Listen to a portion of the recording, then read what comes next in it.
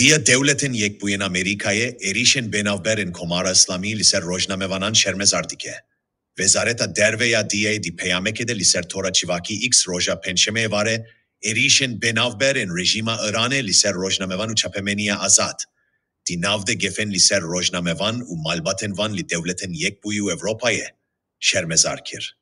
Vezarete bangli komara İslami kir ku tavile dev ji kiryaren gefswarine yenli dici rojnamevanan berde u rezeli mafe bingehine azadiya ramane bigire. Beşekşi peyame vihaye. Armançkirina kesen ku dixwazin rastiye eşkere bikin nişaneyek otoriterizmeye. U devletin yek buyi bitundili keleka rojnamevan u dezgehen medyaye yen ku jibozede kirina denge gele irane dişebitin radiveste.